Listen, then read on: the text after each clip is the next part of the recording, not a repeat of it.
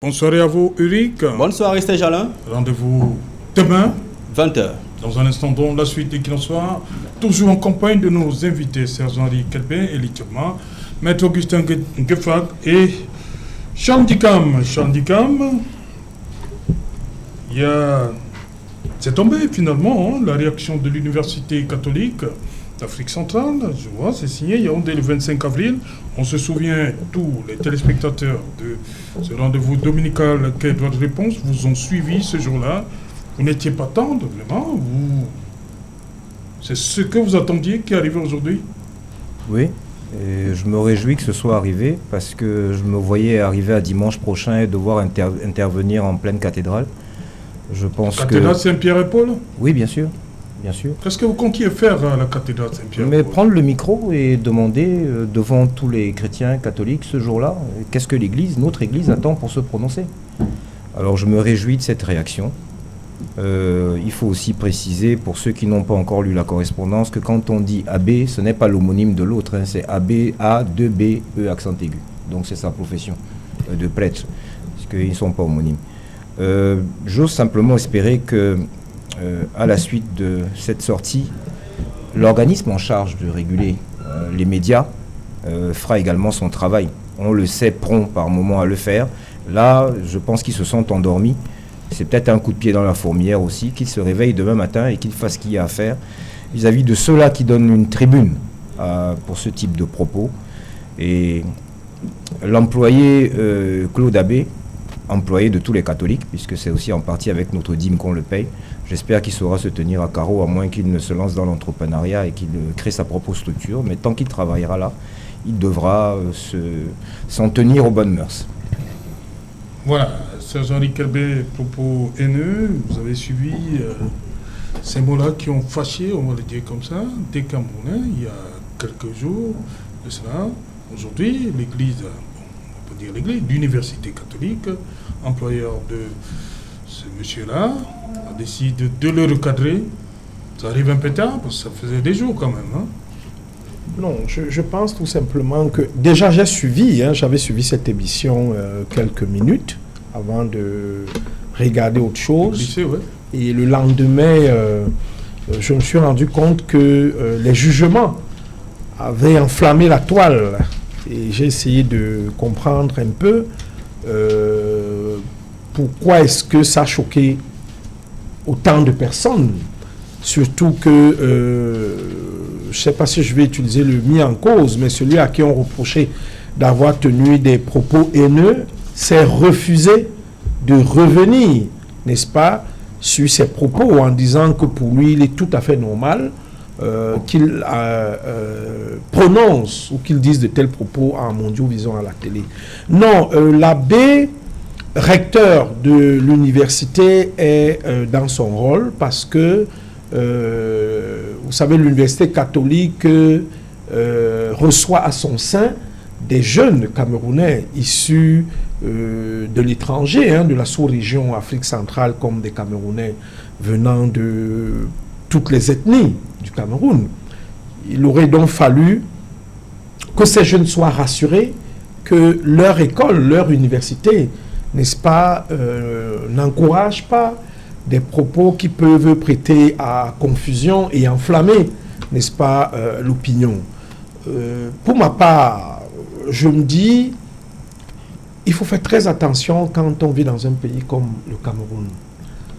Ne nous cachons pas, le tribalisme est une réalité au Cameroun. Ça, il faut le dire. Et ceux parfois qui ont voulu parler du tribalisme de l'État ont des arguments pour le dire. Je ne peux pas dire que ça existe, mais je pense qu'il y a des arguments. Et lorsque monsieur de la trempe du professeur Claude Abbé demande que s'il faut refaire la loi foncière, il va falloir que tout le monde rentre d'abord chez lui.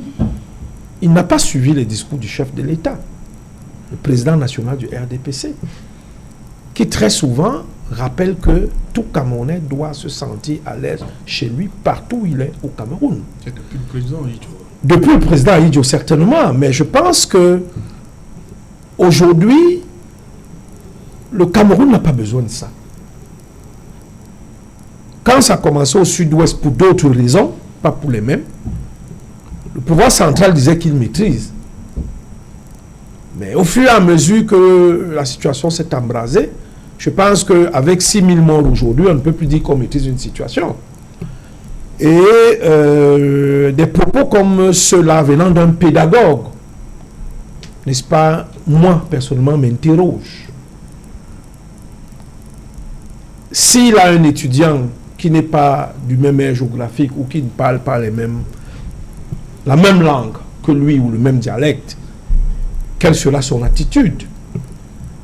Est-ce que c'est parce que l'étudiant est arrivé il y a 5-6 ans venant d'une autre région qu'il n'a pas le droit d'être à Yaoundé ou acheter un terrain aussi dans Yaoundé? Non. Je suis sûr que mon beau-frère, le professeur Claude Abbé, là où il est lui-même dans son fond intérieur, se dit qu'il a fait un peu trop fort. Le problème, vous savez, s'est exprimé sur un plateau. Puisque vous dites qu'il a refusé de se Oui, réaliser. il sait. Non, vous savez, il y a la conscience. Hein. Il y a la conscience. Je crois que dans son parcours d'homme, il a rencontré d'autres femmes qui n'étaient pas de son ethnie ou de son aire géographique. Et qu'il a des neveux, des cousins, des oncles aussi, ou des beaux-frères qui viennent d'ailleurs. Le Cameroun n'a pas besoin de ça. Tout au contraire.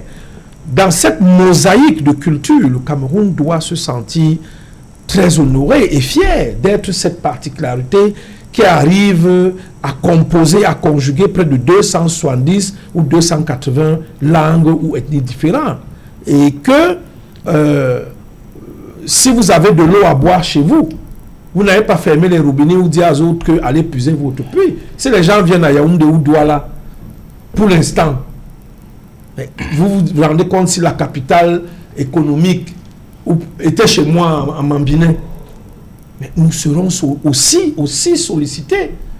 Les gens ne viennent pas à Douala parce que Douala a de l'eau, Douala a un port, Douala a une activité. Si aujourd'hui nous faisons comme la Côte d'Ivoire ou contre le Brésil, qui a délocalisé sa capitale, Brésil, là où il y a Yamoussoukro, vous allez voir que les choses vont changer. Et les gens ne seront plus là à dire que les gens rentrent d'abord chez eux. Moi, c'est des propos que je pense, pour un parti comme le RDPC, qui a une implantation nationale depuis une quarantaine d'années pratiquement,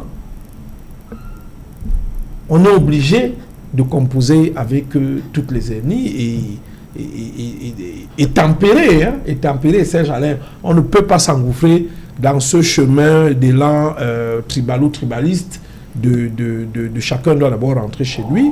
Moi, je n'ai pas été d'accord avec ces propos, j'ai grincé les dents, et comme Charles le disait tout à l'heure, l'organe de régulation des médias, même s'il ne se saisit pas, doit quand même faire une note de rappel pour demander aux modérateurs, que vous êtes souvent Non, c'est pas Equinox. Non, je dis les modérateurs, c'est-à-dire les présentateurs d'émissions, de demander à leurs panélistes, comme vous l'avez fait tout à l'heure. C'est pas Equinox. C'est pas Equinox, c'est une autre chaîne qui est basée à Yaoundé.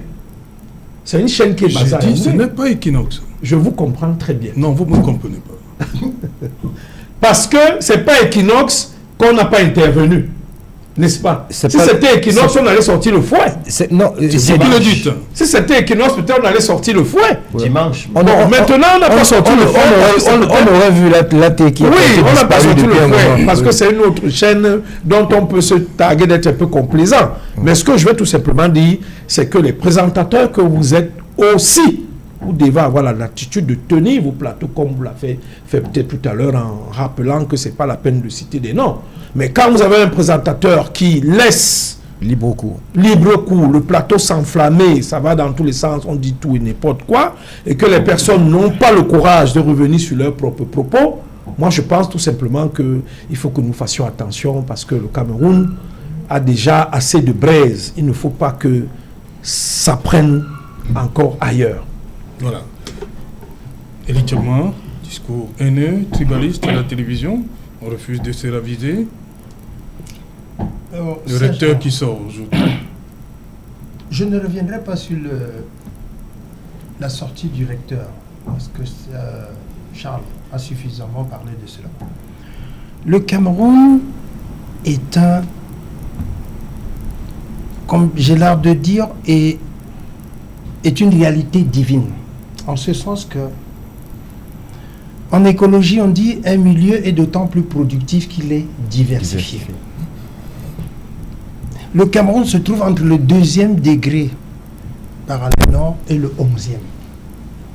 C'est le seul pays où vous commencez par la forêt, vous passez par la steppe, et quand arrive le désert, Dieu a mis chez nous le lac Tchad pour nous empêcher d'avoir le désert. 260, combien d'ennemis? Quelle diversité! Est-ce la raison pour que chez nous, ce soit les hommes qui soient plus bêtes que la nature? Parce que depuis un certain temps, avec la réalité du nozo, le discours de la haine a été propagé, non seulement par des intellectuels et parfois par des hommes politiques. Non, il n'y a pas de tribalisme au Cameroun, il n'y a que de tribalisme d'intérêt. Ça veut dire qu'à chaque moment où les intérêts des individus sont en jeu, on brandit le tribalisme. Il n'y a pas de tribalisme quand vous allez voir le vécu des Camerounais au quotidien. Où que vous vous trouvez, vous voyez toujours un brassage des populations camerounaises. Mais en fait, de quoi s'agit-il? Monsieur Abbé qui est enseignant, on dit ce que tu nies te soumets, ce que tu acceptes te transforme. Monsieur Abbé nie le fait qu'on puisse vivre ensemble au Cameroun. Voilà le recteur aujourd'hui qui dit nous ne sommes pas d'accord. Pourtant, monsieur Abbé, après avoir été interpellé, a dit qu'il ne change aucun iota dans son propos.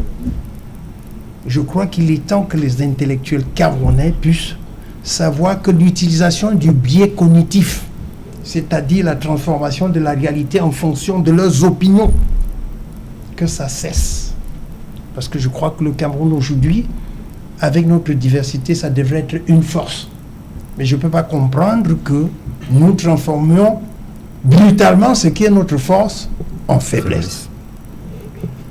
Mais il faudrait quand même constater que dans la logique des intérêts, que ce soit politique ou économique, on tente de biaiser tout au profit du tribalisme.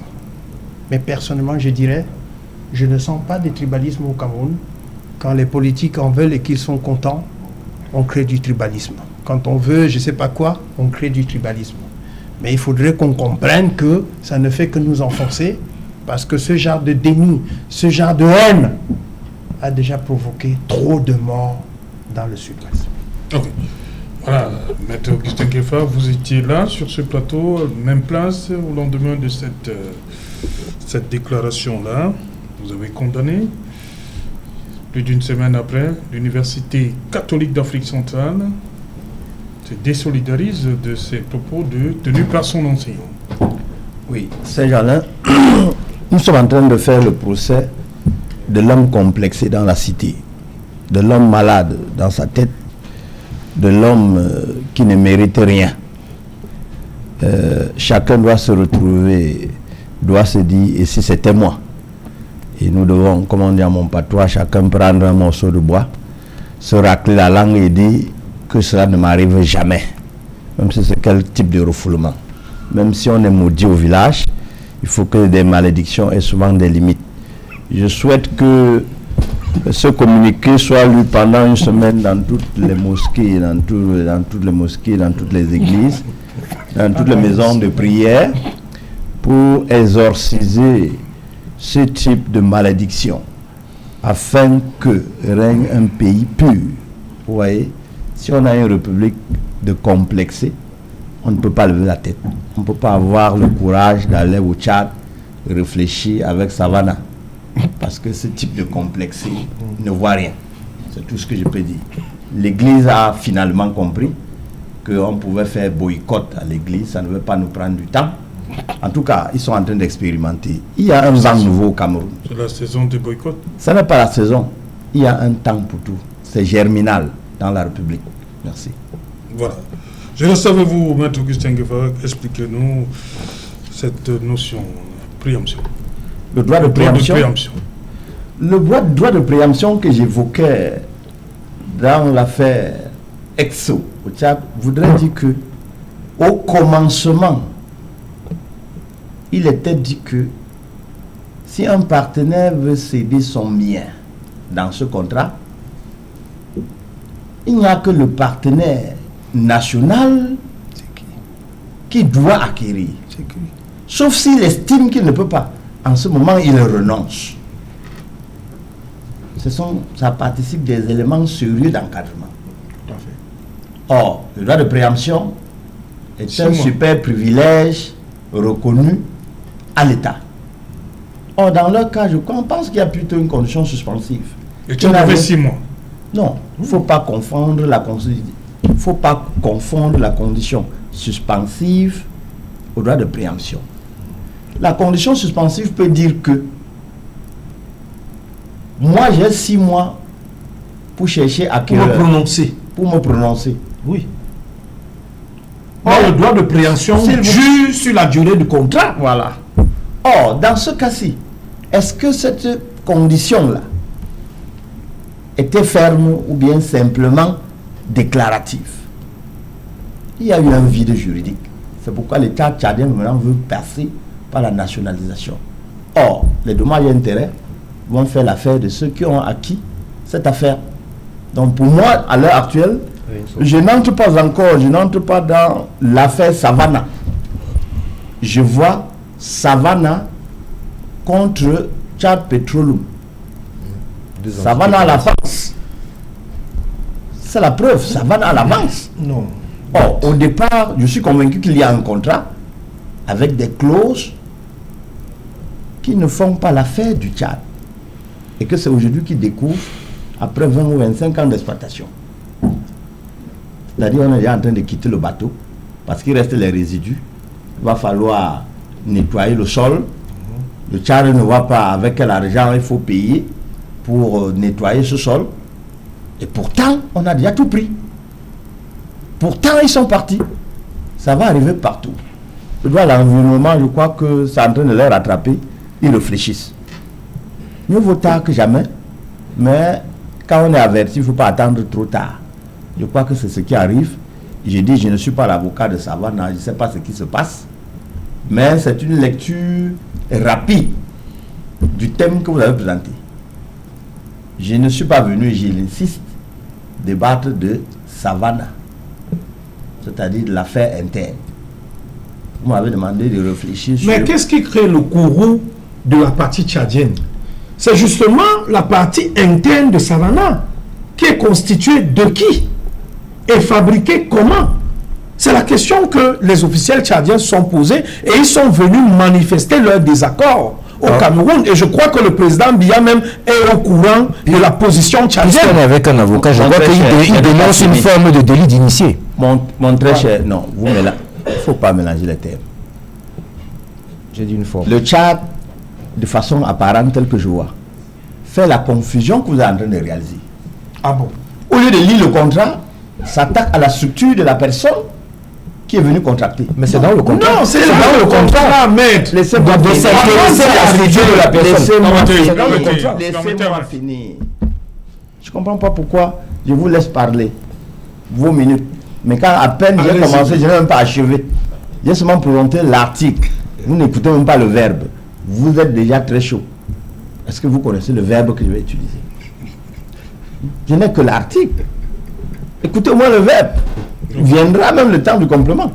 Je dis bien, vous avez vu qu'avec un peu de recul, le Tchad est en train de tenter d'essayer de boucher les trous. Le premier trou, le voilà. C'est la création de Tchad Petroleum. La suite, non. Je suis sûr que c'est plus dur. Non. Vous me dites non. Non. Tout à l'heure, on a commencé à nationaliser les structures étrangères, à racheter tout. Il y a combien de temps?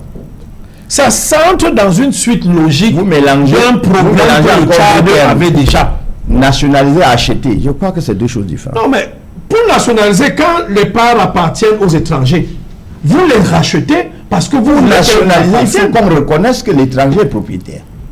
C'est-à-dire que Savannah est propriétaire. Bien sûr. Racheter veut dire qu'on négocie avec l'autre. Chez nous, en droit, c'est compliqué, hein, la notion de qualification. Et c'est avec un peu de temps que les Camerounais apprennent à s'habituer à la notion de qualification. Quand vous arrivez au marché, il y a 1000 sortes de plantains. Mais il faut savoir que ça, c'est plantain ceci, plantain cela. Ça s'appelle la qualification. Si vous mélangez, vous ne pouvez pas avoir le même repas. Il faut appeler chat, chat, chien, chien, de par ses caractéristiques. Si vous faites une confusion, vous égarez celui qui vous suit. Surtout s'il est initié. Rapidement, oui, je voudrais dire que je suggérerais à l'État du Cameroun, et ça nous fera un peu de beurre sur les épinards, devoir mettre, parce que comme ils sont silencieux depuis, alors que la lecture a l'air aussi aisée, je pense que si c'était seulement l'aspect que vous êtes en train de soulever là, tous ceux qui sont prompts à venir devant les caméras de télévision seraient déjà sortis. Il y a un loup quelque part. Je voulais aussi que pour le téléspectateur lambda, le droit de préemption, on va prendre un autre exemple. Je suis propriétaire d'une maison. Monsieur Kelbe en est le locataire. Je décide de vendre la maison. Je dois d'abord la proposer à Monsieur Kelbe. Voilà. Ce n'est que s'il n'est pas en mesure de l'acheter que je peux la proposer à quelqu'un d'autre. Non, ce n'est pas ça. C'est Monsieur Kelbe qui vous propose autre personne. Oui. Et vous devez être d'accord que cette personne-là vienne prendre ma place. Ce qui est le plus important, même ce que je voulais relever dans mon propos, c'est que je me devais de d'abord vous la proposer. Même si M. Kelbe vous doit 2 ans de loyer. Non, mais on défalquera ce qu'il me doit dans le montant total de la Vous lui proposez transaction. quand même la maison? Je suis contraint par la loi à lui proposer parce que c'est lui qui l'occupe. C'est pour ça également que tant qu'il est à l'intérieur, que je n'ai pas pu le faire sortir de manière légale, c'est chez lui et je ne peux pas entrer comme on voit souvent quelqu'un. Et si je vous propose même mon cousin ou un ami, oui, vous devez avoir le libre choix de dire que non, il ne me plaît pas, je ne suis pas d'accord, ainsi de suite. Et c'est ce que le Tchad réclame en disant que en fait, ça va arriver comme un cheveu dans la soupe. Ils n'ont pas été mis au courant. En fait, pour résumer le tout, je pense que nous nous trouvons dans cette situation. Pourquoi? Encore un déficit de communication de la part de l'État du Cameroun. Parce que si nous suivons toutes les étapes récapitulées par les autorités tchadiennes de tout ce qu'ils ont entrepris auprès des autorités camerounaises, ça appelait une réaction de leur part. Ou avant que eux ne rappellent leur ambassadeur, ils devaient réagir, ils ne l'ont pas fait. Depuis qu'ils ont appelé leur ambassadeur, ils doivent réagir, ils ne l'ont toujours pas fait. Ça veut dire qu'au-delà de ce que Maître voit, au-delà de ce que nous voyons, il y a des situations que les deux parties, elles, connaissent. Voilà, rapidement. Mais je voulais tout simplement dire, Maître, que j'ai écouté avec attention le ministre tchadien des hydrocarbures. Je crois que vous êtes en train de jouer avec le feu parce que ces gens ont analysé tous les risques et opportunités de cette situation. Raison, s'il vous plaît. Je n'ai pas parlé jusqu'à présent. S'il vous plaît, jusqu'à présent, ce n'est pas le Cameroun, on parle de Savannah. Alors, il se fait que même pour les dommages et intérêts dont vous parliez tout à l'heure, et ceux qui a vendu à Savannah a des dommages énormes en termes environnementaux et autres à payer supérieur à ce que l'État tchadien pourrait payer à Savannah. Merci. Donc, par conséquent, merci. Attention. Voilà, merci Élie Tchema, merci à vous, Saint-Jean-Ri. Merci Charles.